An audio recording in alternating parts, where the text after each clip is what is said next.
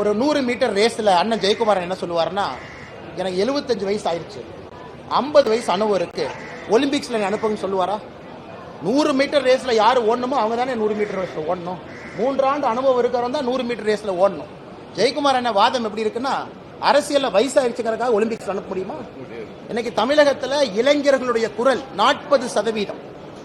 40% வாக்காளர்கள் என்னுடைய வயசுல கீழே இருக்கிறாங்க. அவங்க வயசுல 20% வாக்காளர்கள் கூட இல்ல. சிந்தனை மாறிடுச்சு. இன்னைக்கு இளைஞன் அரசியலை வேற மாதிரி பார்க்கறான். அரசியல் வேற மாதிரி இருக்கணும்னு நினைக்கிறாங்க. அதனால இன்னைக்கு அனுபவம் தான் அரசியல்ல பெருசுன்னு அனுபவத்தை கொண்டு போனாங்கன்னா, இந்தியாவில் 37 வயசு இருக்கக்கூடிய நிதின் காமத் ஒரு பில்லியனரா இருக்கார். $3.6 பில்லியன் ஃபோர்ப்ஸ் மேகசின்ல. அவரை போய் எனக்கு அனுபவம் குறைவுப்பா, எப்படி நீ $3.6 பில்லியன் வாங்கின, அந்த சொத்தை கொண்டே இன்னொருத்தர் கூட சொல்ல முடியுமா? ஆனால் இந்த வாதத்தை நான் மறுக்கிறேன். சொன்ன கருத்துல நியாயம் இருக்கலாம். அவருக்கு 3 ஆண்டு இருக்கு, எங்களுக்கு 30 ஆண்டு இருக்கு. அப்படி 3 ஆண்டுக்கு முன்னாடி 10 ஆண்டு நான் காவல்துறையில இருந்து, அதையே பார்க்க மறுக்கிறீங்க.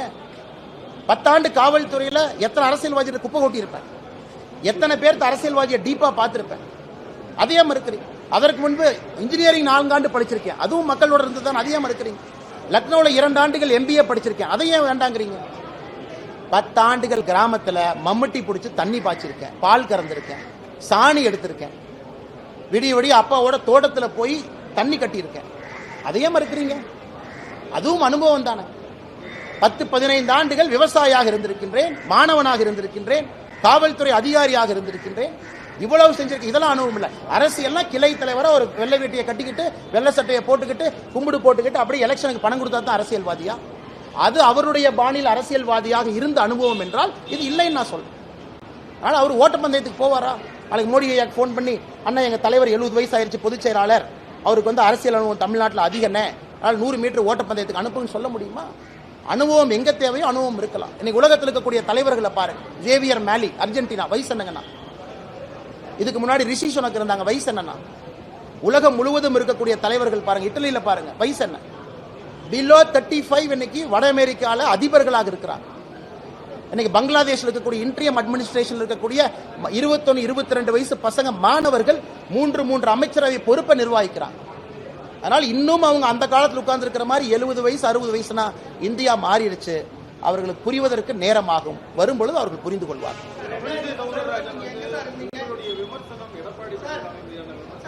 அண்ணே வந்துட்டேங்க ஐயா சார், வந்துட்டேன். இதை கேள்வி முடிச்சோன்னே வந்துட்டேன் சார்.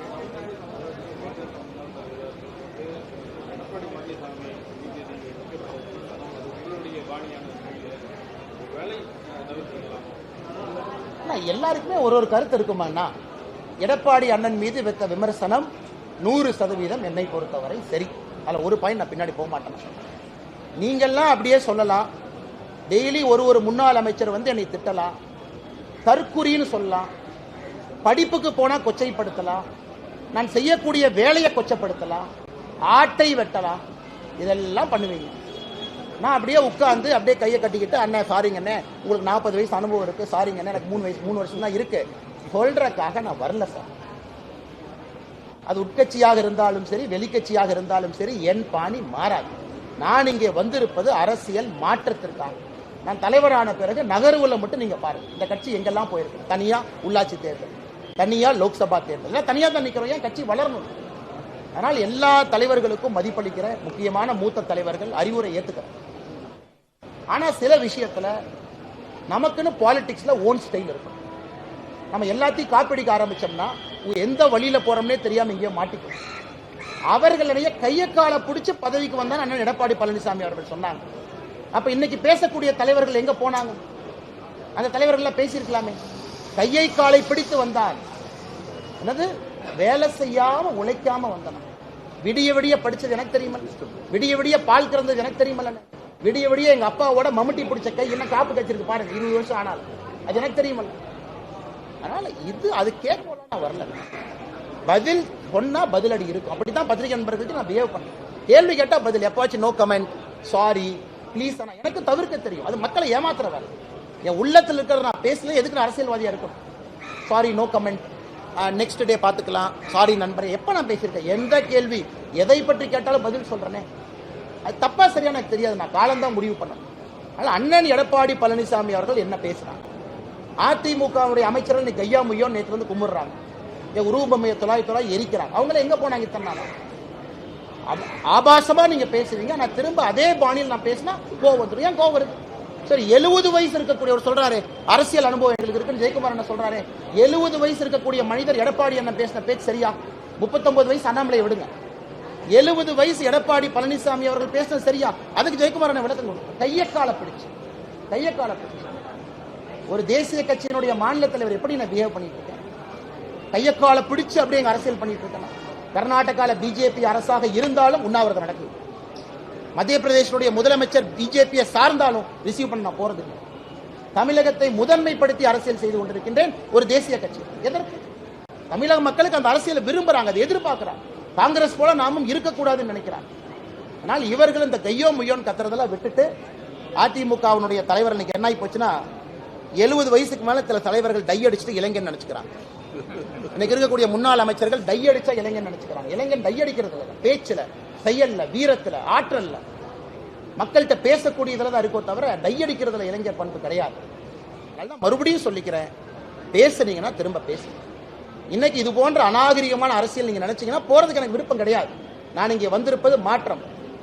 நல்ல விஷயத்தை பேசுவோம், வேலை வாய்ப்பை பத்தி பேசுவோம், நீர் மேலாண்மையை பத்தி பேசுவோம், சட்டம் ஒழுங்கை பத்தி பேசுவோம். பேசுறதுக்கு என்னைய விடுங்க, அதுக்கு வாங்க போட்டி போட்டு பேசுவோம். உங்களுக்கு என்ன விஷன் ஃபார் தமிழ்நாடு, பிஜேபிக்கு என்ன விஷன் ஃபார் தமிழ்நாடு பேசுவோம், மக்கள் மன்றத்தில் வைப்போம். தமிழ்நாட்டில் எந்த ஆட்சி வந்தால் வேகமாக ஊழல் இல்லாத ஒரு சமுதாயத்தை உருவாக்குவோம். நீங்களும் சொல்லுங்க, நாங்களும் சொல்லுவோம், டிபேட்டுக்கு வருவோம்.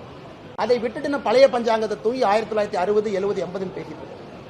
அதனால் என்னை பொறுத்தவரை நியாயமா இருக்கணும்னு நினைக்கிறேங்கன்னா அந்த பக்கமும் அந்த நியாயமும் நேர்மை இருக்கும்.